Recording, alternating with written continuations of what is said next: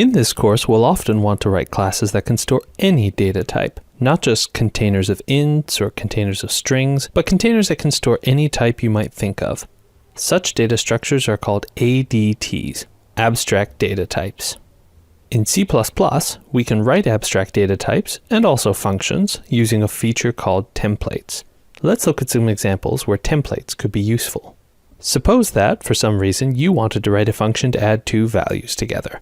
The most obvious implementation of such a function might look like this. So far, so good. Now, your team starts using the add function all over the codebase and grows to appreciate the elegance of the abstraction. However, folks working on other parts of the codebase that deal with floating point values might now grow envious of this elegant simplicity. They are still stuck in the dark ages of writing x plus y themselves.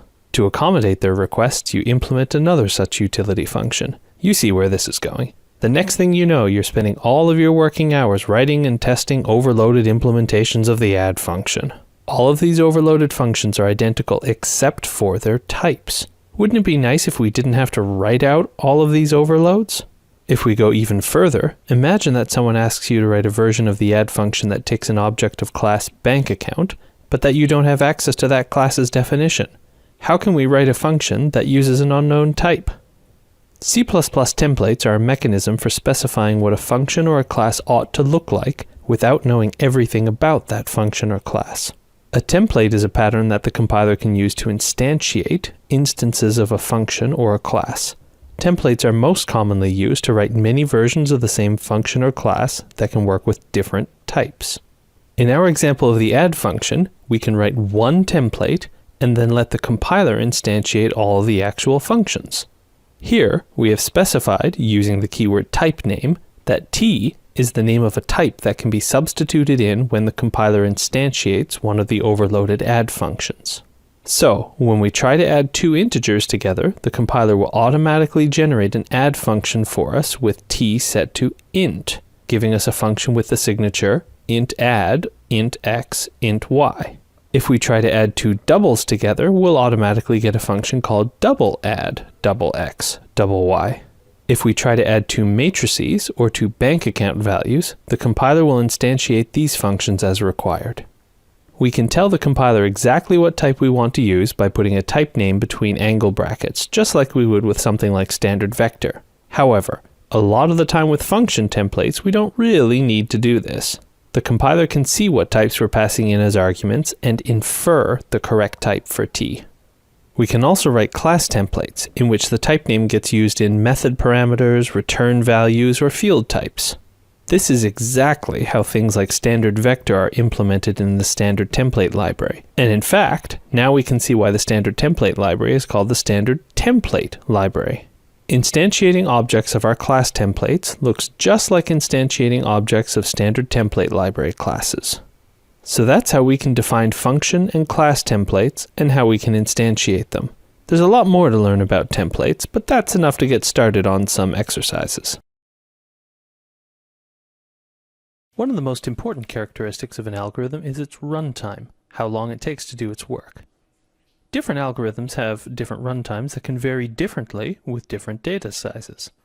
You've probably heard about algorithms being order n or n squared. In fact, in 1020, we already talked about an n cubed algorithm, but now it's time to get a little bit more rigorous about algorithmic analysis.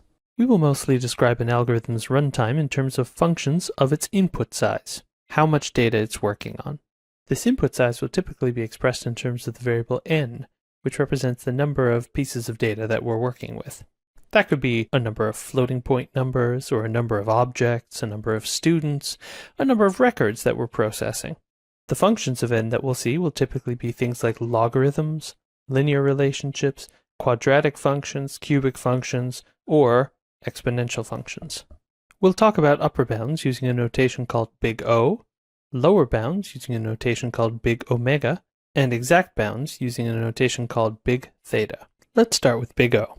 The big O notation means that we can find positive constants that satisfy this inequality. For whatever f of n is, we can find a value of n beyond which our algorithm's runtime is always less than f of n. For example, if f of n is n squared, This means we can find a value of n beyond which the running time of our algorithm is always less than n squared times whatever the positive constant c is. It doesn't matter what the values of c and n naught are. If we can find them, then we can say that this inequality has been satisfied. Let's look at a simple example.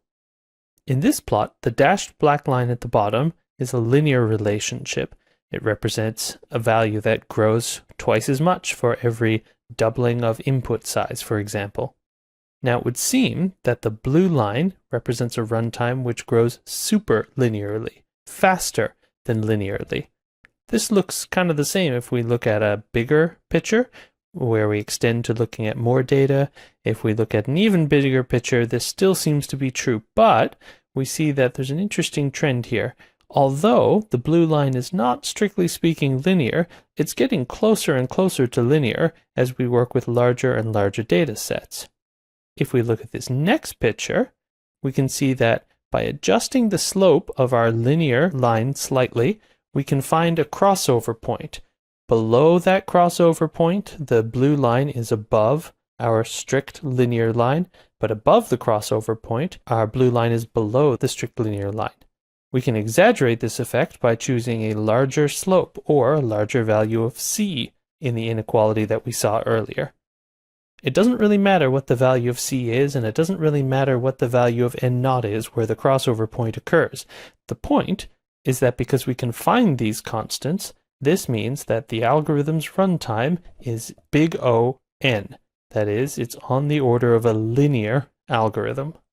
Ignoring constant factors, we can expect that doubling the size of our input data would cause the algorithm to take about twice as long to run.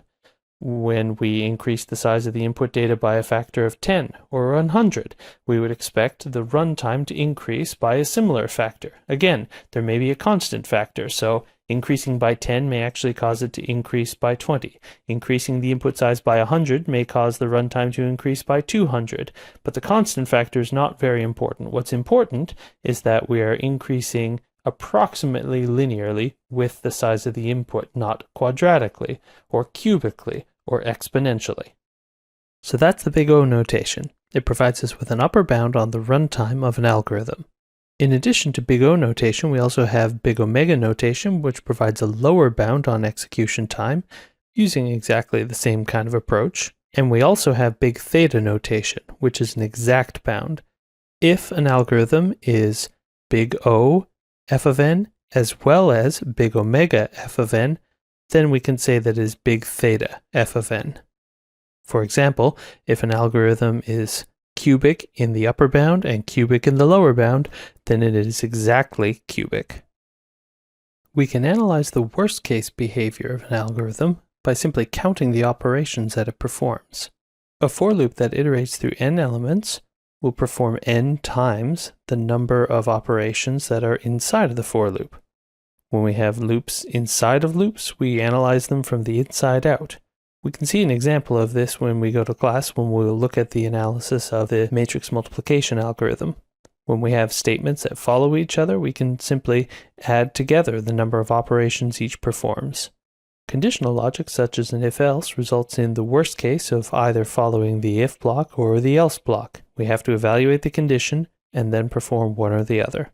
Things can get a little bit more complicated when we do a function call, but we need to simply analyze what the function call's performance is first, and then go back to where we were in the broader algorithm. We'll look at a few examples when we get to our class. So that's an introduction to the notation of algorithm analysis, as well as some simple techniques to get started with actually analyzing algorithms. We'll have a chance to practice those in class now. Sorting algorithms give us an opportunity to apply what we've learned about the analysis of algorithms, together with the writing of template functions, as well as an opportunity to review recursion and STL abstractions like iterators. That's a lot of ground to cover. We will look at the venerable but terrible bubble sort, the somewhat better insertion sort, the simple but performant merge sort, the ubiquitous quick sort, and a couple of special purpose sorting algorithms. First, some ground rules. We're going to start by looking at arrays of integers that need to be sorted into a non-decreasing order. In class, we'll work more generally with templates that accept any movable or copyable data type. that is, something with a move or copy constructor. Our templates will also accept comparator functions as parameters so that we can sort by whatever criteria we like: increasing value, decreasing value, increasing length of a student object's name, etc. Finally, we will use iterators rather than arrays to be as general as possible. To get the basic idea of these sorting algorithms, however, this video will show arrays of integers. The first sorting algorithm you saw in Engineering 1 was the bubble sort. This algorithm takes multiple linear passes through an array, comparing consecutive elements and swapping them if they're out of order. This has the effect of causing the largest number to bubble up through the array until it reaches the end. The algorithm then repeats, causing the second largest element to bubble up and so on. For an n-element array, up to n-1 passes may be required, though the algorithm can exit early if a pass doesn't do any swaps. This indicates that the array is already sorted. The ith pass through the array will perform n-i-1 comparisons and up to the same number of swaps. So, the overall number of operations, in the worst case, is n-1 times a constant times n-i-1, which simplifies asymptotically to n squared. Thus, the bubble sort is a quadratic algorithm. Sorting twice as much data will cost you something like 4 times as much computation. Question: if the worst case of the bubble sort's runtime is quadratic, what is the best case runtime? Insertion sort is another simple algorithm that guarantees progressively larger subsets of a sequence have been sorted.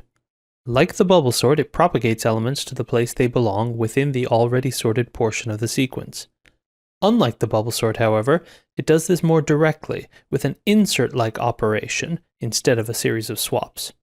Still, as an algorithm with order n passes, each of which performs order n operations, this is another quadratic sort.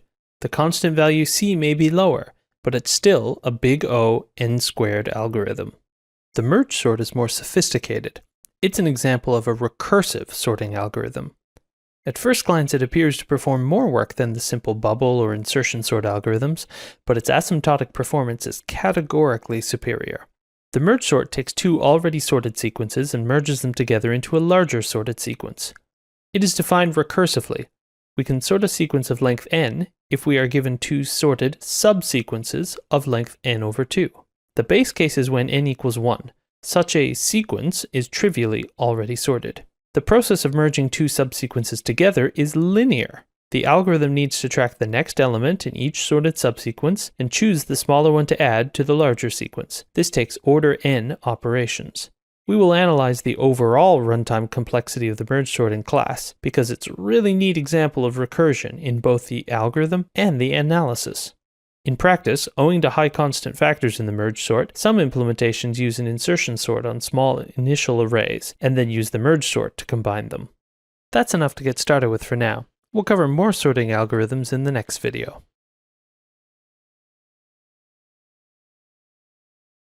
The time it takes to merge sort n elements is the time it takes to merge them, which is linear, plus twice the time it takes to sort each half.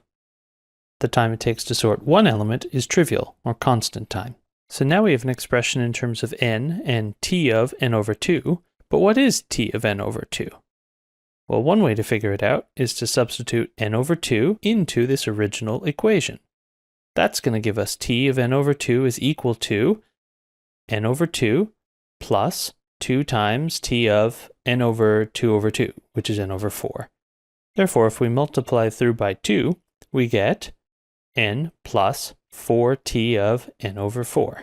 Now that we know what 2t of n over 2 is, we can substitute that back into this original equation, and that'll give us the time to do the merge sort on n is n plus 4t of n over 4, or the time it takes to sort a quarter of the data. This simplifies to 2n plus 4t of n over 4. So now we have an expression in terms of n and the time it takes to sort a quarter of the data. But how long is that? We can do the same kind of trick again in order to figure this out, substituting n over 4 into the original equation.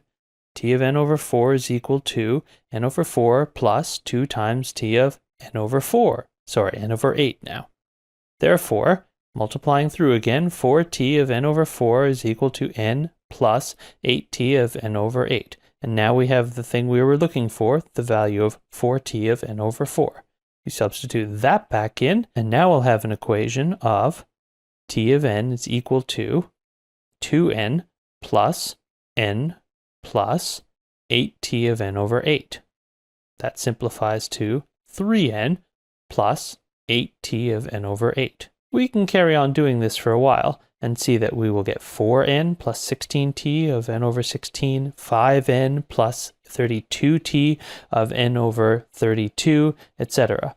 And eventually we can generalize to k times n plus 2 to the k t of n over 2 to the k, where k is the number of levels of merge sort calls in the recursion.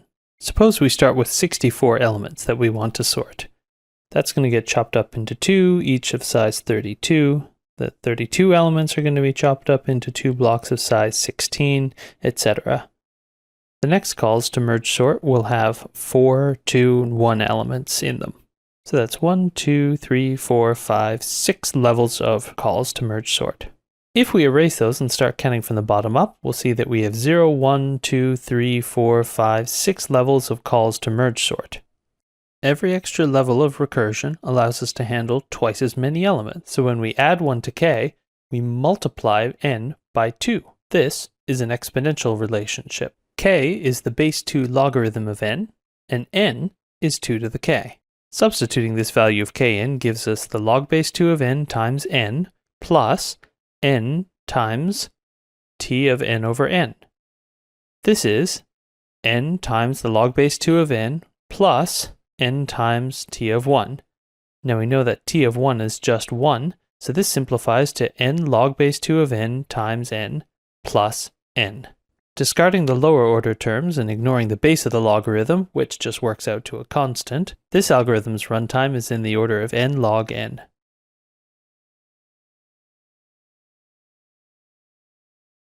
Having looked at the bubble, insertion, and merge sort algorithms, this video will look at the quicksort, counting sort, and radix sort. One of the most common and interesting sorting algorithms is the quicksort. The quicksort algorithm is conceptually simple at the highest levels of abstraction, but there are several important details to get right. Crucially, its runtime performance depends on the first decision the algorithm makes about the input data. The runtime can be big omega n log n, but there are circumstances in which the so-called quicksort can take big omega n squared time to run. The quicksort is another recursive sorting algorithm. Like the merge sort, its recursive step assumes that 2 portions of the sequence can be sorted and then combined. Unlike the merge sort, however, this partitioning is not based on the various elements' original positions in the sequence, but rather on their values. We start by choosing an element called the pivot. If we're very lucky, or very clever, this pivot will be the median value in the sequence, so half of the values being sorted will be less than the pivot, and half will be more than the pivot. Assuming we've chosen a good pivot, and we'll come back to the consequences of choosing poorly, the first job of the quicksort is to partition the sequence into 3 parts: values below the pivot, values equal to the pivot, and values above the pivot. Then, we can recursively sort the small values part and the large values part. Unlike the merge sort, we don't need any temporary arrays to hold values being merged. We just need to be careful about how we move the small and large values around in the sequence, and we can do all of our operations in place. Assuming that we've chosen a good pivot, that is, a pivot which is the median of the values being sorted, the sequence will divide into 2 partitions of equal size, and the complexity analysis will be exactly the same as that of the merge sort. If we choose a bad pivot, however, such as always picking the first element of an already sorted sequence, we will do order n operations to walk through the sequence and confirm it's already partitioned into subsequences of size 0 and size n-1. Then, recurse down n-1 times to do it all over again. In that worst case situation, the quicksort will take n squared operations to do nothing. So, it's clearly important that we choose a good pivot. We could calculate the true median using an algorithm called quickselect, created by the same author as quicksort. But that's another order n operation to do at each level of the recursion, and we can approximate it using a constant time approach, picking 3 elements and taking the median of those. In practice, the first, middle, and last elements work well enough to prevent the pernicious pre-sorted performance problem. The counting sort, or bucket sort, is a sorting algorithm for use with small integers that actually has a linear runtime. In this very simple sorting algorithm, we keep an array of counting buckets as large as the largest value we expect to encounter. We iterate through the sequence and count the number of occurrences of each value, storing the counts in the counting buckets. Finally, we iterate over the counting buckets and put the values back into the sequence. If the value in bucket I is j, we put j copies of the value I into the sorted sequence. A related algorithm is the radix sort, which performs a bucket sort on arbitrarily large integers using a limited number of buckets. In this algorithm, integers are sorted one digit at a time, units, tens, hundreds, thousands, etc. The radix sort can work with any radix, decimal 10, hexadecimal 16, etc., and is linear in the number of elements being sorted times the number of digits in the largest number, which is the logarithm of the largest value. So that's the quick sort, counting or bucket sort, and the radix sort.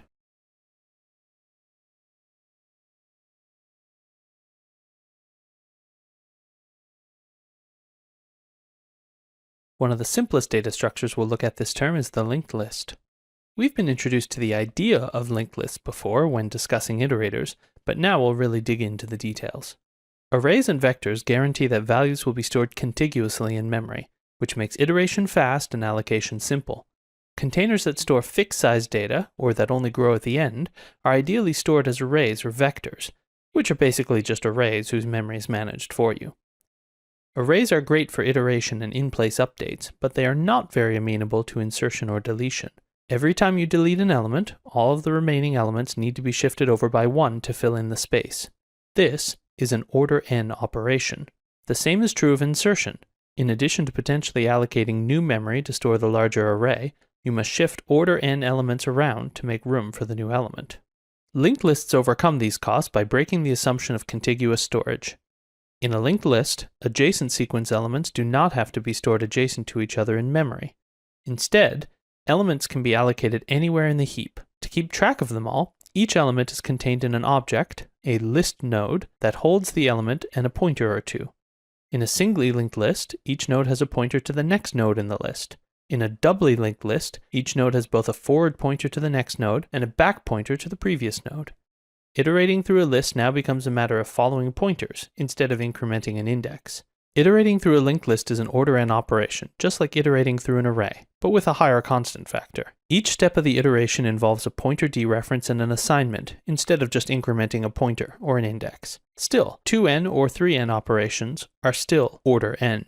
The top-level object that represents a linked list will contain a pointer to the node at the head of the list and a pointer to the node at the tail. The simplest option is to have these pointers point at the first and last nodes, or be null if there are no nodes in the list. A more consistent option, however, is to always point at head and tail nodes that act as bookends for the list, rather than members of it. Such nodes are called sentinels, and they can help simplify the list logic because they allow empty and non-empty lists to be treated in the same way. An iterator over a linked list has to be more sophisticated than just a pointer.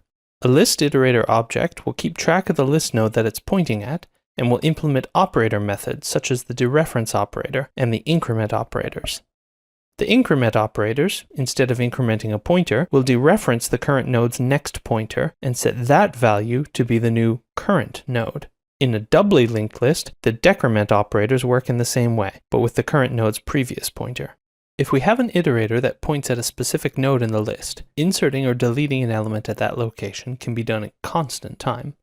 First, a new node is created, containing the element, a next pointer, and a previous pointer. Next, the pointers of the surrounding nodes are updated to incorporate the new node. This integrates the new node into the linked list. Deletion is similar. First, we update the surrounding node's next and previous nodes to skip the node being deleted, then we free the memory. Both insertion and deletion require some pointer arithmetic and some memory allocation operations, but they do not depend on the length of the list. That is, they can be done in constant time. So that's how linked lists are stored, iterated over, and modified. We'll have a chance to explore these ideas in our practical class sessions. Another fundamental ADT, abstract data type, is the stack. Just like a stack of plates, a stack is a data structure that accepts new elements on its logical top and offers them from the same place. A stack doesn't provide an insert operation, Instead, it will allow you to push a new element onto the stack or pop an element off the stack. This makes the stack a last-in, first-out data structure. Whatever you pop off a stack is the element you most recently pushed onto it. The term last-in, first-out, abbreviated LIFO, predates the data structure. It's actually a logistics term that was used to describe the warehousing and accounting of inventory, long before anyone had built an electromechanical computer. It's like a moving truck. Whatever you need to have first access to at your new house had better be loaded last on the truck from your old house. The stack only needs to support the push and pop operations, and an operation to peek at the current top value, plus perhaps a method to get the current depth of the stack. This gives us a lot of freedom in terms of how we implement it internally. One option would be to use a linked list, which can give us constant time pushes and pops, assuming we've made some basic design choices sensibly.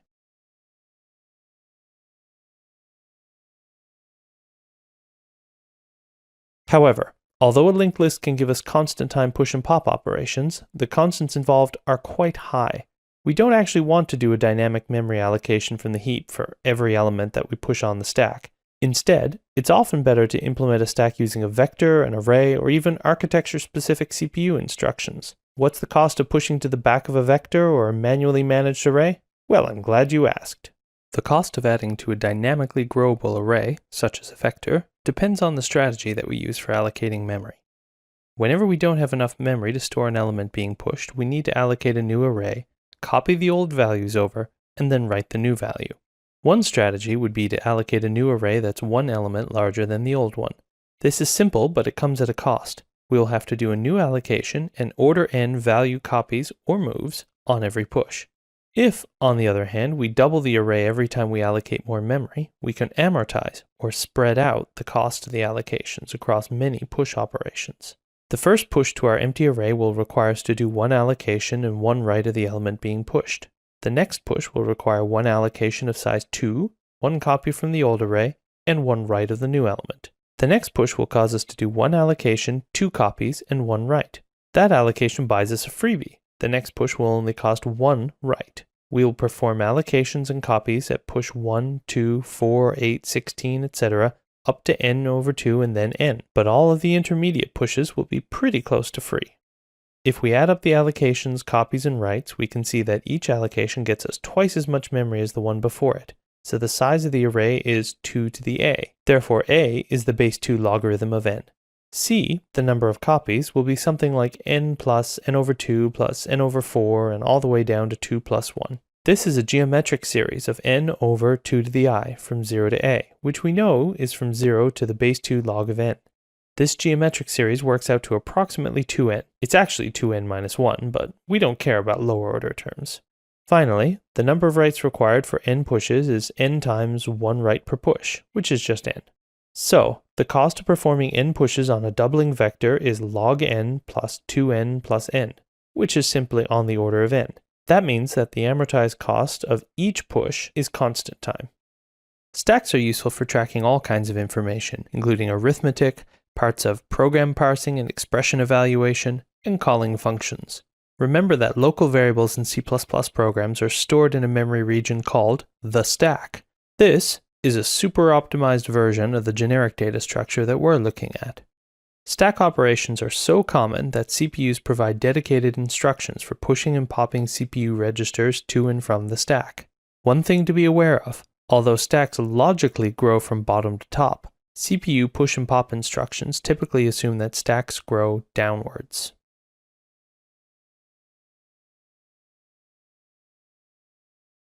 Now that we know how to make trees, let's talk about how to do things with them. We might want to evaluate trees that describe expressions, render hierarchical user interfaces held in trees, or even just print out the values in a tree. All of these are examples of tree traversal, which means iterating over tree nodes and doing something with them. Tree traversal is a good topic to help us understand trees better and practice writing recursive algorithms. When we iterate over arrays, vectors, or linked lists, we do a nice linear walk through a nice linear data structure, and it takes nice linear time. We would like tree traversal to also be linear in the number of nodes. In a single traversal of a tree, we only want to visit each node once. However, it turns out that there are several different ways to do this. Starting from the root node, we can traverse child nodes in either a breadth-first or a depth-first fashion. And there are 3 depth-first traversal orders: pre-order, in-order, and post-order depth-first traversal. Let's talk about each of these strategies in turn. First of all, we can traverse a tree in level order, also known as breadth first. In this traversal strategy, we perform an action on all of a node's children before performing that action on their children. This action can be anything from printing a value to some heavy-duty computation, and it depends on the type of value we're storing in the tree. We'll talk about one specific example, printing out nodes in a programming language's abstract syntax tree, later in this video. We refer to performing an action on a node as visiting the node. Note that we don't have to visit a node and its children at the same time. In a level order traversal, we visit a node and enqueue its children for later visitation, after we're done with the current level. The other broad category of tree traversal is the depth-first traversal. This category of traversal is amenable to recursion since it's concerned with processing subtrees. We can do depth-first traversal with a pre-order, in-order, or post-order algorithm. In a pre-order traversal, we visit a node before visiting its children. This leads to nodes being traversed in a fairly intuitive order, one that lends itself to printing information about nodes from top to bottom, or to setting up resources required by child nodes, such as buffers to render UI components into. In a post-order traversal, we visit a node's children before visiting the node itself. This allows child nodes to have input into the visitation of the parent node. For example, in order to tell how much space is being used by a directory on your hard drive, software must first look at everything inside of that directory and determine how much space it is using. That process can carry on recursively until we are ready to summarize an entire subtree. In-order traversal only really makes sense for trees that have a more regular structure than we've imposed so far. We'll come back to in-order traversal when we talk about binary trees. One super practical example of tree traversal is printing out source code. When source code written in a language like C++ is compiled into machine code, one of the first steps the compiler has to take is to convert the source text into a tree that represents the structure of the program. This tree is called an abstract syntax tree, or AST, and modern compilers give us tools for inspecting the AST directly. In this example, we'll look at one of the simplest possible C programs that does something. We don't include any header files because they would make the AST much more complicated. Instead, we just have a couple of numerical functions, main and foo. We can compile this to an object file with the C option, or we can just run some syntax checks with F syntax only. With the Clang compiler, we can also pretty print the AST that the compiler has parsed using the AST print option.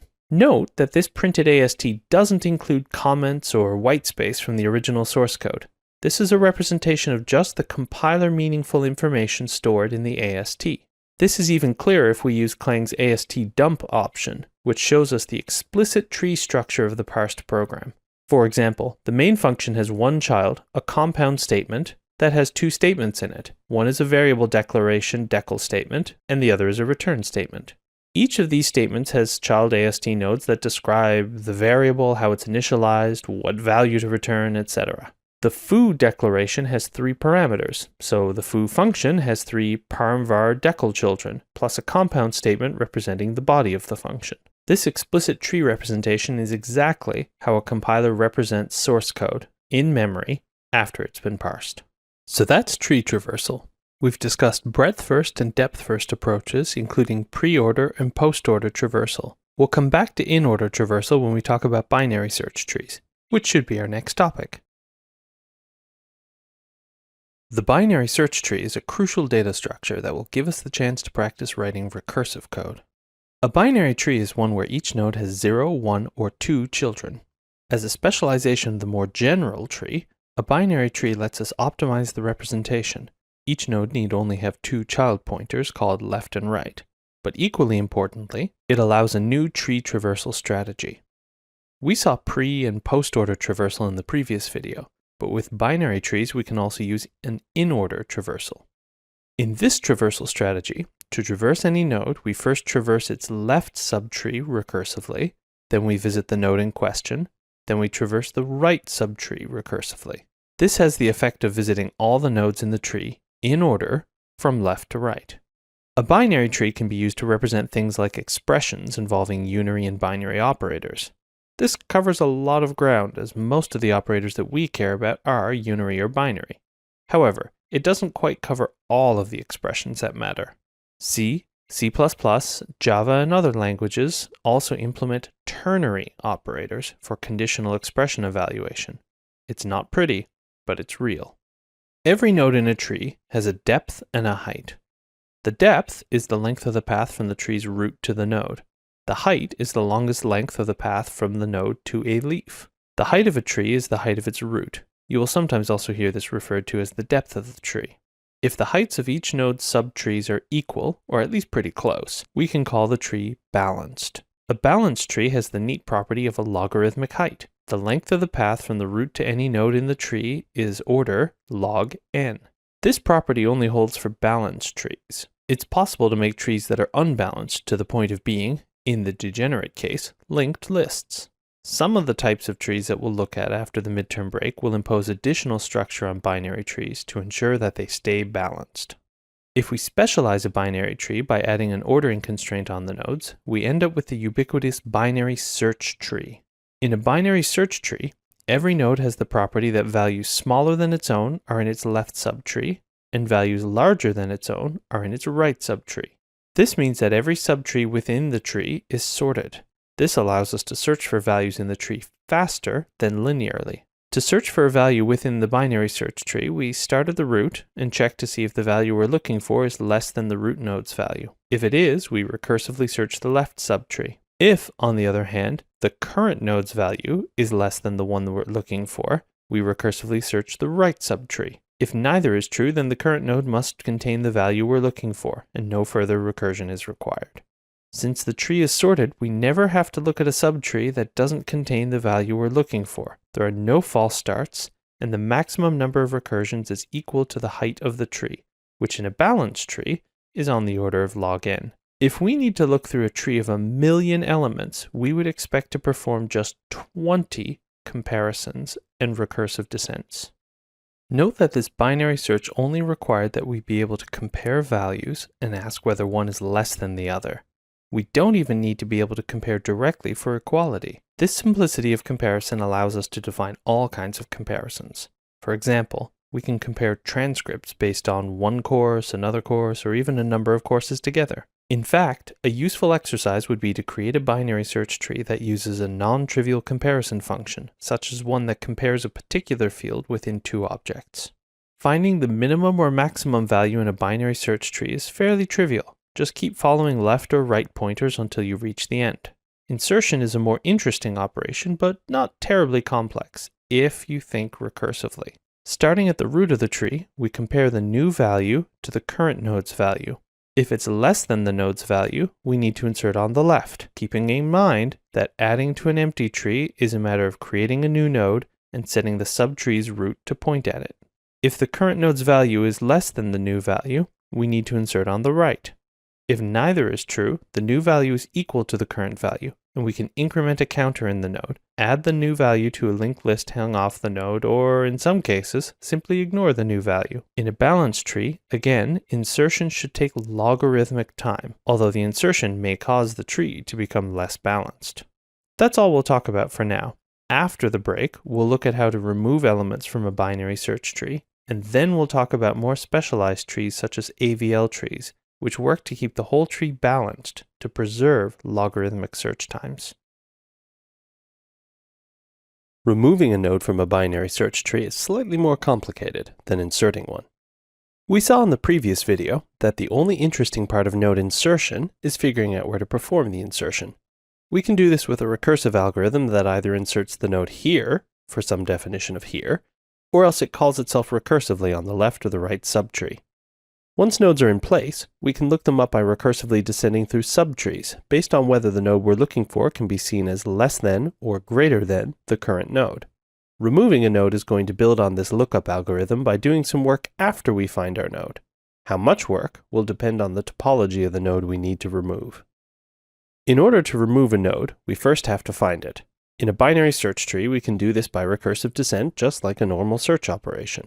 Just like searching, the base case for our recursion will be when we reach a node that doesn't exist. If our recursive descent through the search tree has hit a dead end, a tree must not have the node we're looking for, so we're done. Question: why don't we need to look elsewhere in the tree? Use a couple of examples to convince yourself.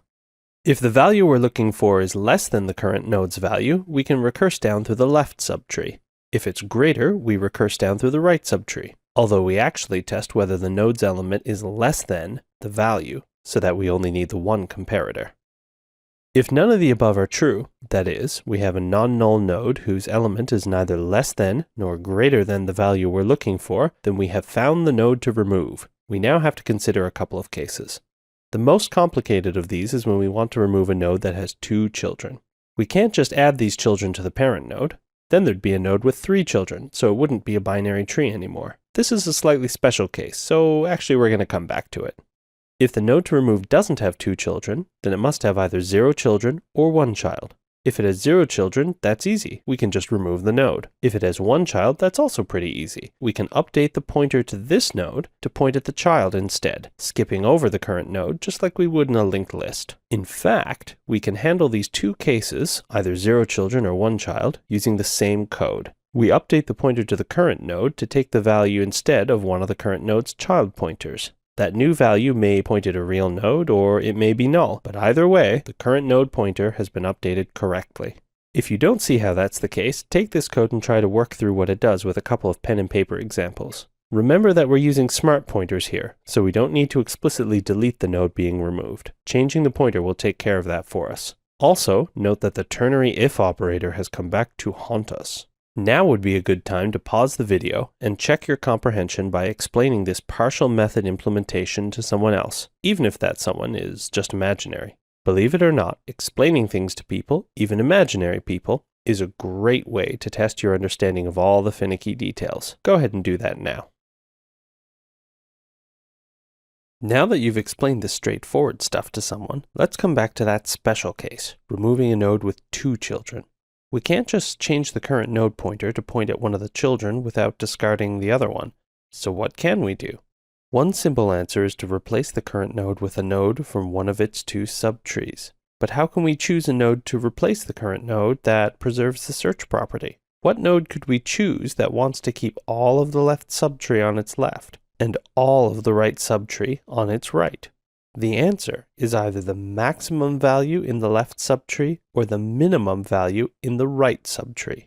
If we simply move that node's value into the current node, we will remove the current node's value while maintaining our binary search tree invariance. We do need to make sure that we tidy up the old node whose value we are stealing. So that's how to remove a node from a binary search tree, whether that node has 0, 1, or 2 children. We'll practice implementing this algorithm in our class time together.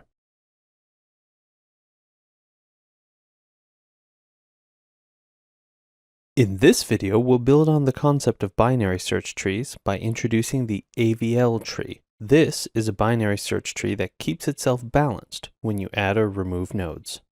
Binary search trees work really well when they're balanced. When searching for a node in a BST, every step we take deeper into the tree reduces the number of nodes we need to consider by half. Put another way, the number of nodes that we can look through in k steps is 2 to the k. If n equals 2 to the k, then k is the base 2 logarithm of n. So a search through a balanced binary tree is an order log n operation. However, adding and removing nodes can cause a binary search tree to lose its balance. In the worst case, we can turn a balanced tree into a linked list with order n performance for search, insertion, and removal. To avoid this worst case behavior, we would like for our trees to be self-balancing. The first self-balancing tree was invented in 1962 by 2 Soviet mathematicians named Adelson-Velsky and Landis. This tree is called an AVL tree. Can you see why? The AVL tree adds one more constraint to our binary search tree. Not only does it have to be binary, and not only do each node's left and right subtrees have to be partitioned by the node's value, now we also have the constraint that every node's subtrees can differ in height by no more than 1. Here's an example of an AVL tree with 4 nodes. Adding in each node's height, we can also see each node's balance factor, the difference between the heights of the node's 2 subtrees. When we insert a new node in the tree, we update the height and balance factor for each node along the way. We can do this by returning the change in height from each recursive call to insert and using this in the parent node to update its height and balance factor. In reality, we only really need the balance factor, not the height, but we'll include heights here for clarity. Anyway, once we get to node 17, there is a problem. the balance factor is now -2, which is outside of the plus or minus 1 range allowed by the AVL constraint. To keep this an AVL tree, we have to do something to rebalance the tree. Rebalancing in this situation can be accomplished by a single rotation of the subtree rooted at 17. First, we decide which of 17 subtrees has the greater height. Since the balance factor here is negative, we know that the left subtree rooted at 8 has the greater height. We then take that left subtree and make it the root of the subtree that used to be rooted at 17. Finally, we complete the rotation by making the old root of the subtree, that is 17, the right child of the new subtree root, 8. Once we do this, the new height of the subtree ends up being exactly what it was before the insertion, so there are no further height adjustments to make on parent nodes. Here's another example, this time generated from visualgo.net. This visualization doesn't include balance factors, so take a moment now to annotate it with heights and balance factors, maybe in your notebook. Once you've done that, figure out where the number 2 would be inserted in this tree and how that would affect the heights and balance factors of the other nodes. What is the root of the subtree that requires rotation? One key difference between the last example and this one is that the new subtree root, 4, already has a child node on its right, the 5 node. When we rotate 4 up to the subtree root and 6 down to the right of 4, where can the 5 node go? Pause the video again and take a moment to work this out.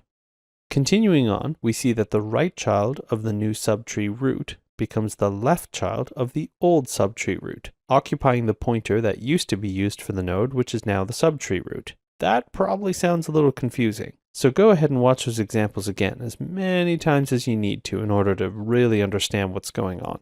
In a moment, I'll encourage you to try out more examples yourself on visualgo.net. But before you do, a word of caution. So far, we have looked at examples in which a newly inserted node appears to the left of the left child of the node that wants rebalancing. In such cases, all we have to do is a single rotation to the right. You can probably imagine that the mirror image is also true. If we add a node to the right of the right subtree of a node and cause its balance factor to become +2, we need to do a single left rotation. We can call these newly inserted nodes outer nodes, since they appear on the outside edge of a subtree. If we add an inner node, however, we have to do something slightly more complicated, which we'll discuss in the next video. So, I suggest that you go off now to visualgo.net/bst, click on AVL tree, and try out a few examples of doing left-left or right-right insertions. Try creating a tree, choosing a value to add, predicting how the tree will be rebalanced, and then using the visualization tool to check your prediction. Once you understand the idea of single rotation, we'll practice the implementation in our next class. In the last video, we saw how a single rotation can help an AVL tree maintain its balance property when we insert new outer nodes.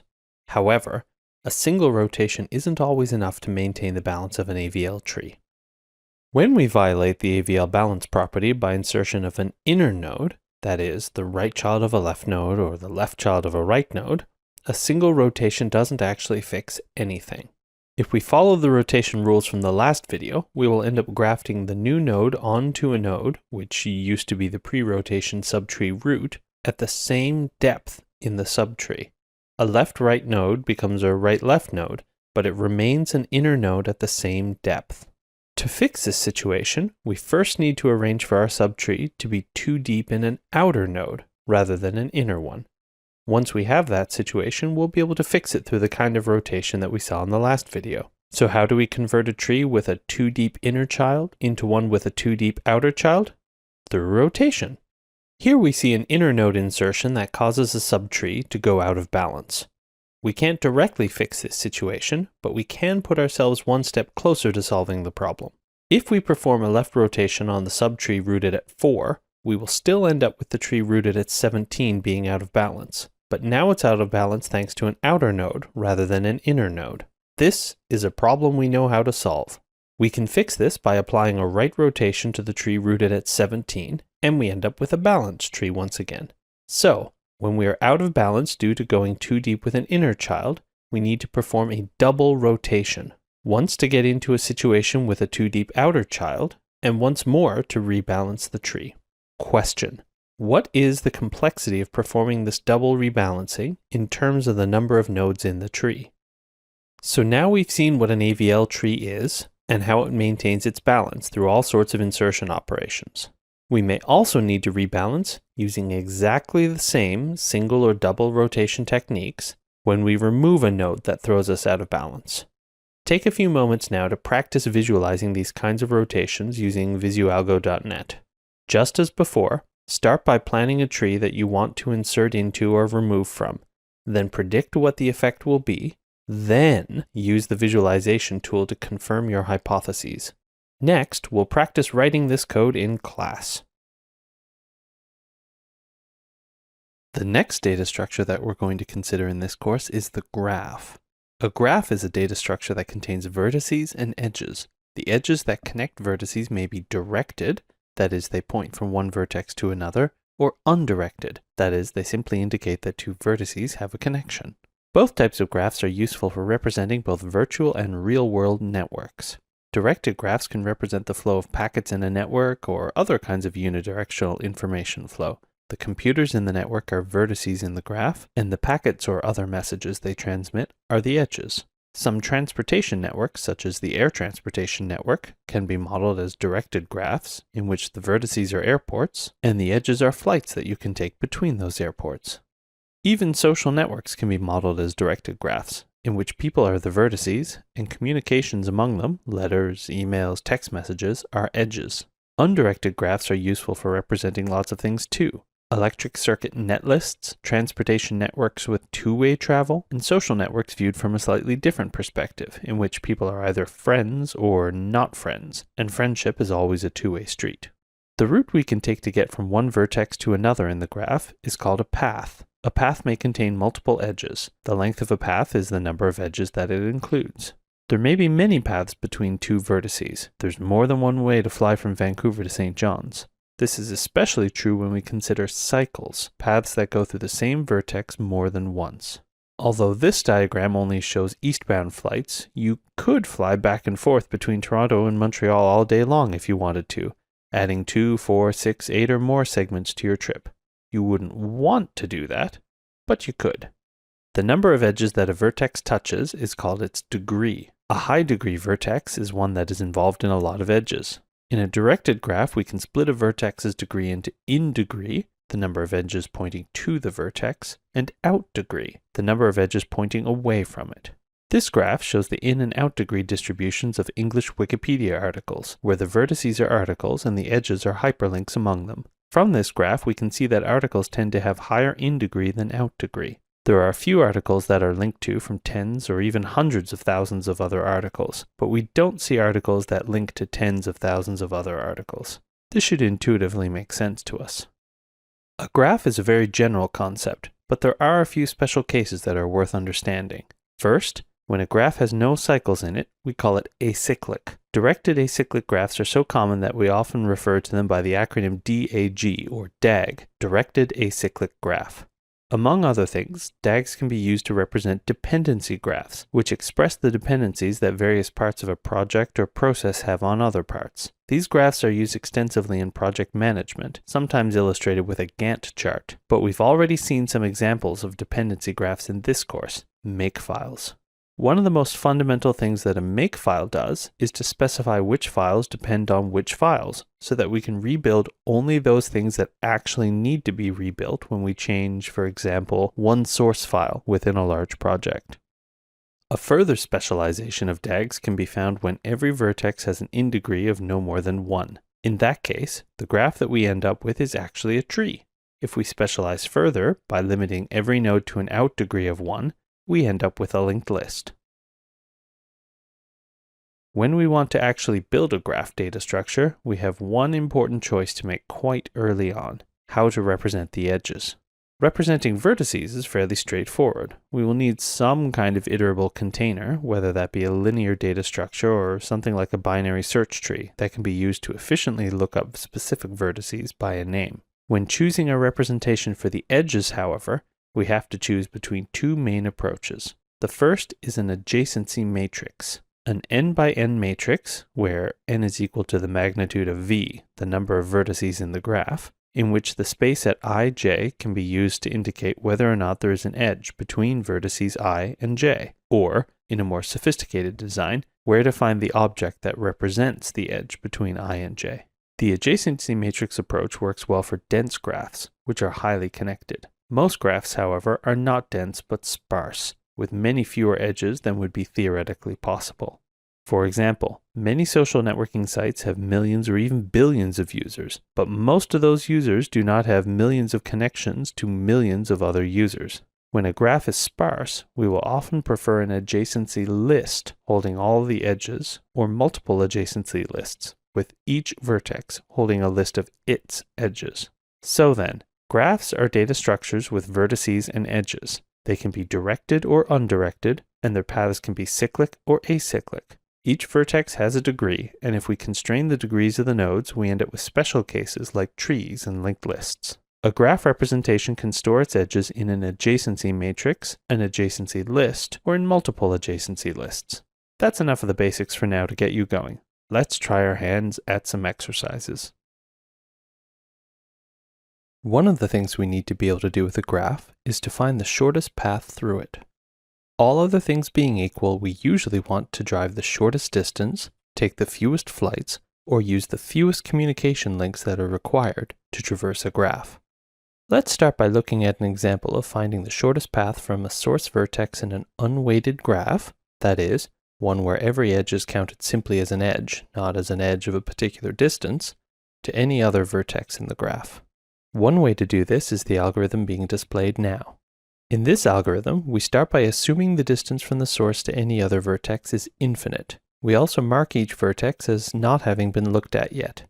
Please note that we're showing all of these properties as fields of the vertices to keep the pseudocode simple, but in reality, we'd store a table of distances, paths, and done flags separately from the vertices, so that we could ask questions about shortest paths from various starting vertices. Once we've initialized our table, we start from the source vertex, looking at all of its neighbors and setting their distances to 1, then looking at each of those vertices in turn, looking at their neighbors, etc., until we've considered all the vertices in the graph. By only considering vertices that are the same distance away from the source, we expand the search for vertex depths in growing concentric rings. This is called a breadth-first search, and it stands in contrast to the depth-first searches that we've been using for things like tree traversals. Let's take a look at a visualization of this algorithm. Here, we're using an undirected graph, but the same algorithm would apply in a directed graph. First, we consider the starting vertex with a depth of 0 and look at each of its neighbors. We set the distance for each neighbor to 1 and set the path to the neighbor itself. This means that to get to vertex 2 or 5, we can move directly to vertex 2 or 5. Once we've considered all the neighbors, we can mark the source vertex as done and move on to vertices with a depth of 1. We consider each of these in turn, ignoring any vertices that we've already finished with, in this case, vertex 1. We carry on considering vertices of depth 2, 3, 4, and finally 5, at which point we've finished exploring the whole graph. What we're left with is a table that tells us how far away every vertex is from a chosen source, and how we could get to any vertex via the shortest path, one vertex at a time. If we add weights to the edges, we end up with Dijkstra's algorithm for computing shortest paths. This algorithm assumes that we can keep track of how many vertices haven't been completed yet, pretty straightforward, and that we can select the undone vertex with the smallest distance. Then, the only remaining change is that we need to update a neighboring vertex's path if its distance is not necessarily infinite, but just greater than the distances of the current vertex and the current edge combined. We'll talk about the analysis of these algorithms next week. For now, we'll work on implementing them correctly.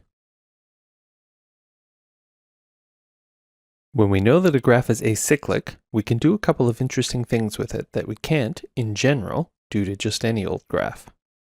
In our recent classes and exercises, we saw that Dijkstra's algorithm can find the shortest paths from a source vertex to all other vertices in on the order of the size of v squared operations, with a linear data structure holding the vertices, or on the order of size of v plus size of e log size of v, with something like a binary search tree or binary heap holding them, arranged by distance. If we happen to know that there are no cycles in the graph, however, we can do quite a bit better than that. Just observe how we can traverse this graph, discovering new vertices as we go. Every vertex will only be visited once, And if we add the vertices to a work list in a very particular order as we first discover them, we don't need to search for the best vertex to visit next. We can just look at the next one in the work list. Visiting, or arranging, vertices in this way is called a topological sort, and its asymptotic runtime complexity is on the order of the size of V plus the size of E. I mentioned a very particular order in which we need to add the vertices to the work list. We want to add vertices to the work list only after we visited all of their predecessors. We can keep track of this by tracking the in degree of each vertex, that is, the number of edges pointing towards it, and decreasing that number whenever we visit a vertex that has an edge pointing at it. When that number reaches 0, we have considered all the vertices that can precede the vertex in question, so we can add it to the work list. In tomorrow's exercises, I'll ask you to think about and sketch out an algorithm for doing this kind of topological sort. I'll also ask you to analyze its asymptotic runtime performance. Another important kind of analysis for acyclic graphs is critical path analysis. We've previously said that directed acyclic graphs can be used to model things like software build dependencies, but they can also be used to model dependencies in project management. This graph shows a representation of tasks that might be included in a project and how long each task will take. Each vertex represents something that we need to spend time doing. Each edge represents a dependency from one task to another. For example, you can't raise funding from angel investors until you've written a proposal. To do a critical path analysis, we'll start by converting this graph into a representation that shows milestones instead of tasks as vertices. Now every vertex represents the completion of some part of the project, and the edges represent how long it will take to get from a previous milestone to this one. We can calculate the earliest possible time for each task to be finished by analyzing the shortest paths from the start vertex to every other vertex. Because it's an acyclic graph, this should be a linear time operation. Once we know how soon the entire project can be completed, we can work backwards to find out the latest possible time for each milestone to be completed without affecting the overall completion time. Then we can calculate schedule slack, how late each milestone can be without delaying the overall project. Some milestones will have 0 slack, and a path that goes through only 0 slack milestones is called a critical path. If anything on a critical path is delayed, the entire project will be delayed. Tracking critical paths is an important task for project management software. We've now seen how acyclic graphs provide us with the opportunity to do more, or to do it in less time. We can find the shortest paths from a vertex in an acyclic graph in linear time, and we can also perform critical path analysis. Let's look at these in more detail in our class together. Some vertices in a graph are more important than others. One way of describing a vertex's importance is centrality. The simplest measure of a vertex's centrality is degree, the number of edges that are connected to a vertex. In a directed graph, we can separate degree into in degree and out degree, which measure exactly what you would think, the number of edges directed into and away from a vertex. Degree is quick and easy to calculate, but its value can be limited. The number of social network friends someone has doesn't necessarily tell you much about their importance in the overall network, their influence, etc. A more sophisticated measure of centrality is betweenness centrality. This is a measure of how many of the shortest paths through a graph flow through a particular vertex. More formally, it's the ratio of the number of shortest paths in the graph from all possible starting to all possible ending points that flow through vertex V to the number of all shortest paths through the graph. If you wanted to observe the largest number of messages flowing through a network, you'd start by monitoring the vertices with the highest values of betweenness centrality. The cost of computing betweenness centrality is dominated by the cost of calculating the shortest paths from all vertices to all other vertices. In a dense graph, the Floyd-Warshall algorithm can find all such shortest paths in on the order of v cubed time. In a sparse graph, algorithms like Johnson's algorithm do something like running Dijkstra's algorithm v times. If the graph is unweighted, Brandis's algorithm can compute all shortest paths in just order v times e time. Degree and betweenness centrality are critical to social network analysis, the study of how people and groups interact with each other at a systemic rather than individual level. Social network analysis turns out to be important in areas you'd expect, like sociology, but also in areas you might not expect, like criminology. Traditional thinking about organized crime modeled criminal organizations as trees, always trying to get the people at the top. The problem is, if you remove someone at one rung of the ladder, there are always others ready to step up and fill the gap. Many law enforcement agencies are now turning to social network analysis to identify individuals that are very central in such networks, even if they aren't in charge. A highly central individual may be difficult to replace, causing disruption and lessening criminals' ability to organize. Social network analysis is also key in terrorism investigations, though the acceptable uses and limits of this analysis are key points of contention between governments and privacy advocates. Another family of centrality measures is eigenvector centrality. These measures attempt to model the influence of vertices within a graph. We won't get into the details of these algorithms, but in addition to social network analysis, they are important for assessing the importance of linked knowledge artifacts like scientific papers and even web pages. Google's PageRank algorithm is a modified version of eigenvector centrality. So that's a few ways to measure the importance of vertices within a graph: degree, betweenness centrality, and eigenvector centrality, as well as how these measures are applied to social network analysis and influence modeling. A recursive search through a graph is called a depth-first search. Depth-first search is a generalization of the recursive traversal algorithms that we use with trees.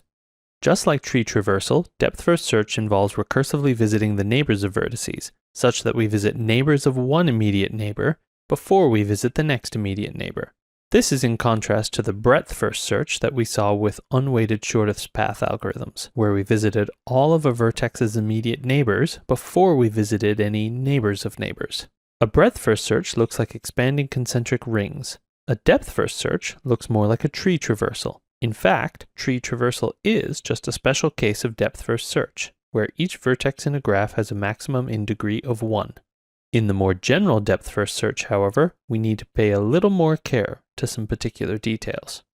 In a tree traversal, we don't need to explicitly keep track of which nodes we've visited because there's only one way to get to a node. In the more general case of graphs, however, there can be multiple paths to a vertex. One trivial example is that of a cycle, which might lead us to visit a vertex an infinite number of times in a loop. We can stop ourselves from visiting a vertex multiple times by keeping track of the vertices we've visited. Armed with that extra bit of information, which we can store in a table or even write in the vertex itself, we can ensure that we only visit each vertex once, and, if we use an adjacency list representation, the total operations can be kept to the order of the size of V plus the size of E. See if you can figure out why this is the asymptotic time complexity of the algorithm. In just a moment, we'll look at it together. Here's a sketch of the algorithm to do a depth-first search. First, we mark the current vertex as visited, and then we check all of its neighbors to see if they've already been visited. If not, we do a recursive depth-first search on them. In this algorithm, we can see that we only visit vertices that haven't been visited before. Also, we mark the current vertex as visited before we have any opportunity for recursion. Therefore, we can only ever visit the size of V vertices at maximum. Next, we observe that, in any connected graph, if we visit a vertex while there are n unvisited vertices, that visitation will cause another n-1 visitations to occur. This is true whether the graph is linear, radial, or some other topology. Every recursive depth-first search will cause another n-1 searches to occur, assuming only that all vertices are reachable from the current vertex. Finally, armed with this information, we can write a recurrence relationship for the time it will take to complete a depth-first search. This time is on the order of 1 for the marking of V as visited, plus the time to check out all of our neighbors. Inside of this loop, we see potentially many recursive depth-first search calls, but we've already said that we know what those add up to, the time it takes to visit n-1 additional vertices. What's left of the loop is checking all of a vertex's neighbors, which is on the order of the number of neighbors, which I'm calling E sub I, where I is the number of the current vertex. So, the total time to visit vertex I, with size of V vertices remaining, including I, is 1 plus the size of E sub 0 plus the time it takes to visit the size of V minus 1. We can use the same equation to expand out the time of the size of v minus 1 vertices, then the time of the size of v minus 2, etc., until we end up with the sum of all of those 1s, 1 per vertex, for a total of the size of v, plus the sum over all vertices of each vertex's edge count, which is just the number of edges in the graph. Depth-first search has many applications. In this video, we'll mention 2, spanning trees and circuits. A spanning tree is a partial representation of a graph, which includes all of the vertices of the full graph, but only just enough edges, in the shape of a tree, to be able to reach all the vertices from a root vertex, or node. One kind of spanning tree, a minimum spanning tree, can be built using Prim's algorithm, which is almost exactly the same as Dijkstra's algorithm. It's called a minimum spanning tree because it involves minimum cost, or shortest, paths from a root node. However, we can also construct a spanning tree using depth-first search. In this approach, we perform a depth-first search and, anytime we find an edge to an as-yet unvisited vertex, we add that edge and vertex to our spanning tree. If we start with a graph containing disconnected components, we can repeat the process to end up with a spanning forest. Another application of depth-first search is finding circuits in a graph. The very first graph theory problem, postulated before there even was such a thing as graph theory, was finding a path through a graph that would pass through every edge once and end up back where it started. You may have seen this as a puzzle in which you need to draw a geometric shape without lifting your pencil or redrawing any lines. There are 2 variations on this problem, one in which you have to end up back in the place you started, and one in which you don't. Leonhard Euler solved this problem in 1736, giving us Euler tours and Euler circuits. Euler circuits are only possible when all the vertices in a graph have an even degree. Question: why is this so? Take a moment to think about it. It turns out, however, that an even degree is not just a necessary condition, it's sufficient.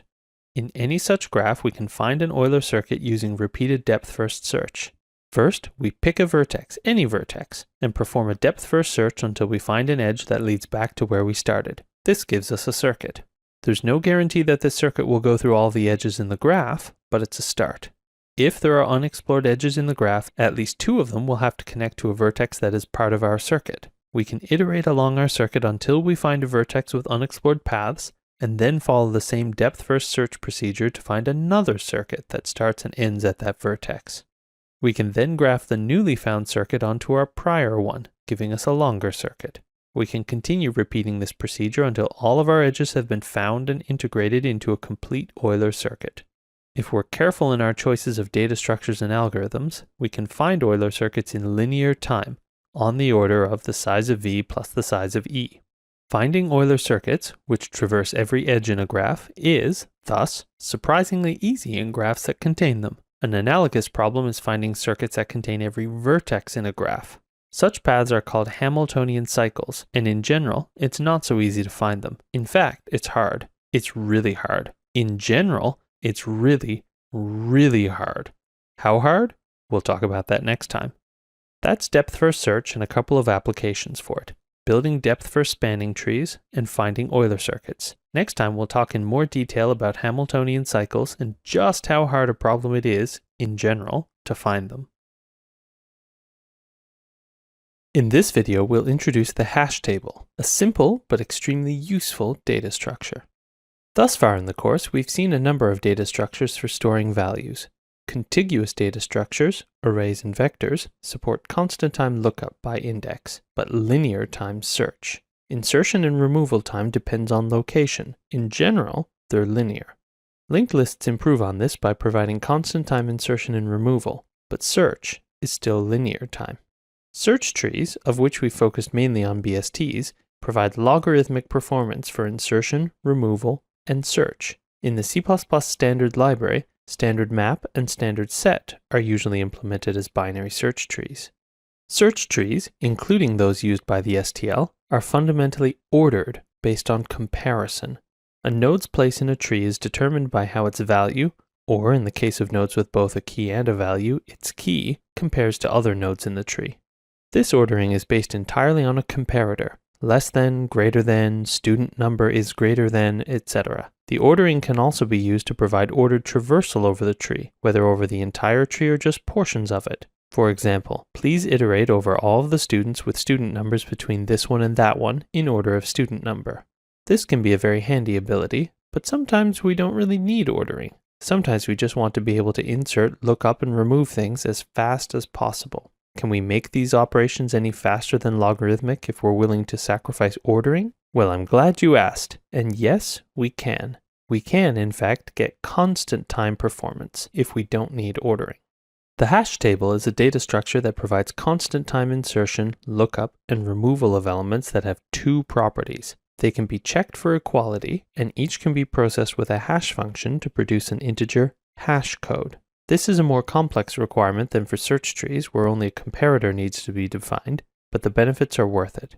Equality is what you would expect, a test of whether or not two values, or two keys, are the same.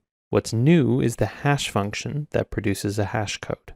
A hash table stores values in an array, but instead of adding each new element after the previous one, it is added at an index derived from the element's value. This index is the hash code produced by a hash function. A hash function calculates a hash code for an element. If we choose a good hash function, every value will hash to a different code. A very simple example of a hash function is one that distributes numbers across a hash table with n cells by computing x mod n for any given x. In this example, the number 407 hashes to 4, 218 hashes to 10, etc. So that's where we put these numbers in the table. If we want to look up 218 later, we compute the hash of 218, get the number 10, and go check that place in the table. If it's there, then we found it. Otherwise, it's not present. Note that, unlike a comparator-based data structure like a binary search tree, we can't find the next smallest or next largest value to the one we're looking for, but in many circumstances, we don't really need that information. In this simple example then, adding, finding, or removing a value can be done in constant time. Not all uses of hash tables are quite that simple, however. In fact, few are. For example, say that we want to store some strings in a hash table, or equivalently, we want to store some key value pairs in a hash table where the keys are strings. Now say that we want to use this simple hash function. We take the first character of the string and subtract a from it, then calculate the remainder of that divided by 26 to ensure that non-alpha values won't hash to negative values, etc. We can store common names like Alex, David, and Heather quite straightforwardly. But what if we try to add an Andrew to the mix? In that case, we will encounter a hash collision. Two different values hashed to the same index. Now, this example hash function is actually quite terrible, but even with a much better hash function, there will still be collisions. We need a strategy for resolving these collisions. One strategy for resolving hash collisions is chaining. Instead of storing a single element in each cell or bucket of the hash table, we store a list of elements. Then, if we encounter a collision, we just append the element to the appropriate list. The average length of these lists is the ratio of the number of elements in a hash table to the size of the table. This ratio is called the table's load factor, denoted lambda. If the hash function distributes the elements fairly evenly, we will usually have to traverse a list of lambda elements to find the one we're looking for. If our hash function doesn't do a good job, the situation could be much worse. Look at how many collisions the previous hash function would cause if we fed it one list of 200 popular baby names. Not only are there lots of collisions, some initials are much more collision prone than others. A better example of a hash function for a string is shown here. It's still pretty simple to calculate, but it leads to a much more even distribution across the lists stored in the various hash buckets. This hash function is better because it takes all the letters in the names into account, but not every such hash function is necessarily good. For example, if we change the 17 in this hash function to a 13, here's the resulting distribution across hash buckets. It's even worse than only counting the first character of each name. This is because the hash tables of size 26 and the multiplier we used was 13, which are related by a simple multiple. To avoid this kind of relationship causing problems, we often choose a table size that is a prime number. Also, it's a good idea for a chaining hash table to keep a load factor of approximately 1. Higher than that, and we need to do more iteration to find the right elements. Lower than that, and we're wasting space that probably isn't required. Here's what our 200 baby name data looks like when slotted into a 211 cell hash table. The other major approach to collision resolution is probing. In this approach, we go back to just one element per cell and add a strategy of looking for alternate cells when we encounter a collision. Since we're now storing all elements directly in the hash table, a load factor of 1 is obviously not a good idea. Less than 0.5 is much better. The simplest probing strategy is linear probing. If we encounter a collision at cell H, we try H plus 1, H plus 2, etc. until we find an empty cell. This strategy is easy to implement, but if we end up with many collisions around a cell or a small range of cells, we may find that we get a clustering effect, in which H plus 1, H plus 2, etc. are already taken, and we have to do quite a lot of work to find an empty cell. Once we do, of course, we make life harder for the next attempt to find a cell for an element that hashes to a similar value. A slight improvement can be found with quadratic probing. As the name implies, after a collision, this strategy looks for empty cells at cell H plus 1, H plus 4, H plus 9, H plus 16, etc. All mod n, of course. It's also possible to apply a second hash function to calculate offsets to alternate cells, but in practice, quadratic hashing does the trick as long as the load factor is less than 0.5. That's a brief introduction to hash tables, hash functions, hash codes, and two forms of collision resolution, chaining and probing. We'll play with these ideas in our in-class exercises. Now that we know what hash tables are, let's dig into some more details about where they're implemented and how they work. We've previously seen that the C++ standard template library type standard map and standard set are typically implemented using search trees, specifically red-black trees, which are a kind of self-balancing BST, kind of like AVL trees. C++11 added the STL types unordered map and unordered set, which are based on hash tables. We can query internal details of the hash table, such as the number of buckets or the current load factor, using public methods that are now part of the standard. Take a moment now to look at a couple of these methods on your favorite C++ reference site and find the answer to our first questions. 1. What is the default maximum load factor for an unordered set? And 2. What can we infer about the internal implementation using this information? As a hash table gets full, its performance degrades because we need to spend extra time dealing with collisions, both on insert, where we need to find somewhere to put the new data, and on lookup, since we may need to do some iteration to find the correct value. In a hash table that uses quadratic probing and that has a load factor over 1/2, we may not even find anywhere to put the new data. As the hash table fills up then, we need to add additional space to it. The trouble is, our hash function maps values to integers in the range 0 through n, not 0 through 2n. If we change the hash function, all of the existing keys or values may map to new places in the table. There's no way around this problem. Whenever we enlarge a hash table, we need to rehash. That is, go through all of the existing entries in the table and calculate new locations for them in the expanded hash table. This is a linear operation. Recalculating one hash code is a constant time operation, but we have lambda n recalculations to perform. If we're going to keep our constant time insertions, we had better not rehash the whole table too often. If we follow the same strategy as vector growth, that is, making sure we double in size every time we grow, then an order n rehash will only happen after adding n entries to the table, so the overall asymptotic performance is still linear. However, it's worth noting that the insertion that puts us over the maximum load factor will be much more expensive than the insertions that preceded.